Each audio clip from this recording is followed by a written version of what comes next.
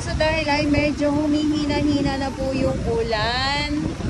Ayan. So dito muna tayo, no, at Manila Bay Dolomite Sun pa din po tayo. Ay, eto tayo eh. Sabi ko humihina pero lumalakas. Ulitin ko lang po, ngayon ay July 22, 2024. Manila Bay Dolomite Sun po tayo. Diyan tayo kanina sumilong dahil sa sobrang lakas ng ulan at ang hangin. Andito pa din po ang ating Dolomite Sun. Ayan, no, sa mga nag-aabang talaga pag mga ganito na tagbagyo.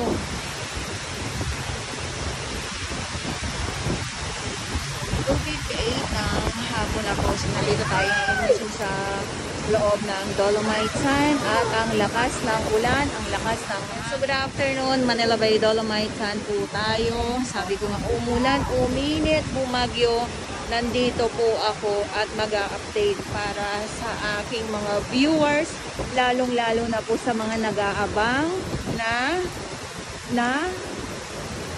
sa mga nag-aabang na mawala daw po ang Dolomite Sun. So, andito pa din naman. Ayan. So,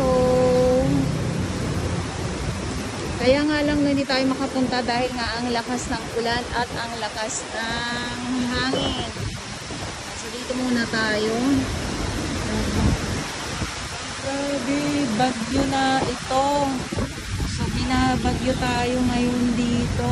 At ngayon ay July 2024. Good afternoon po sa inyong lahat at sa mga baguhan.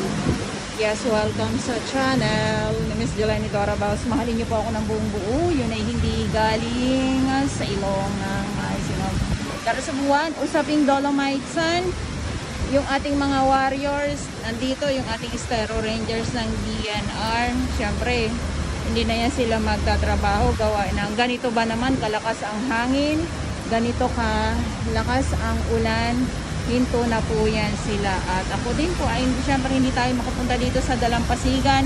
At kung makikita nyo po yan, ayan, wow. Dahil sa lakas nga po ng ulan at hangin. So ito lang po muna ang maipakita ko po sa inyo. Sumasayaw-sayaw, yung nagsiswing-swing ang puno ng niyog. So mamaya dito sa Dalampasigan, silip tayo mamaya. Silip lang naman, ayan, silip lang naman tayo, para makita ninyo kung ano din po yung sitwasyon ngayon dito sa Manila Bay dahil nga po ay bagyo. Tagbagyo na naman. May mga basura, yes. Ito naman ay hindi naman na po bago para sa akin dahil ay ulit-ulitin po, no, ilang years na po tayong nandito sa pag-update dito sa Manila Bay.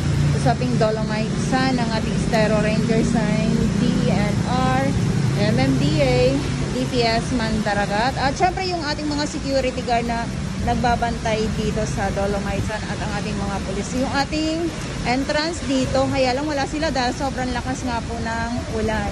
At yung alon, ayan. So mamaya silip lang tayo, mamaya ha.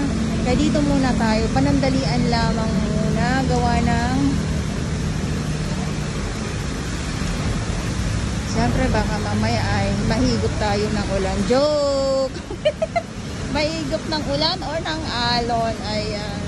Silong-silong muna tayo. Ito yung lababo ng lababo ng ating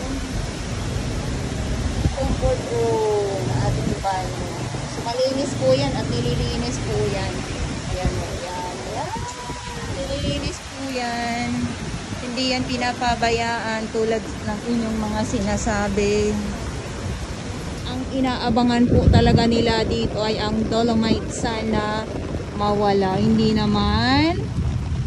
naman po, kita nyo naman yan, no? So, dahil nga po ay may bagyo, hindi na po ito bago sa ating lahat. Ang mga samot-saring mga basura po na makikita natin dito. Pero sisiw na lang din po ito sa ating mga Manila Bay Warriors na naglilinis dito. Ayan, pasana po ako. Sabi ko kanina ay mahina na ang ulan, pero mali pala ako. bigla na namang lumakas. Kita niyo yan, no? Ang dilim ng ating kalangitan dahil nga po sa bagyo. Hindi ko lang alam kung anong pangalan ng bagyo. Ito mga nakikita natin dito na samot-saring mga basura ay wala lang po ito sa ating mga warriors, ang ating Estero Rangers ng DNR, MMDA, DPS Mandaragat, Estero Rangers ng DNR. Siyempre yung ating mga security guard at ang ating mga kapulisan sa ating mga volunteers na nandito araw-araw. Yan ang ating Dolomite Sun po sa aking mga viewers. Ulitin ko lang.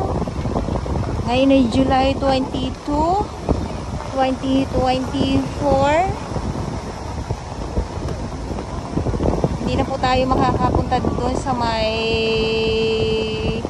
dulo mismo sa pwesto ng ating Dolomite Sun dahil malakas ang ang hangin at yung ulan na din. So dito lang po muna tayo sa pinaka-entrance dahil pag sinumpong ang paglakas ng ulan, mas tumindi pa ang lakas ay wala na po akong masisilungan pag ganyan. Ayan ang ating Dolomite Sun po ngayon. Araw, Monday, Pilipinas.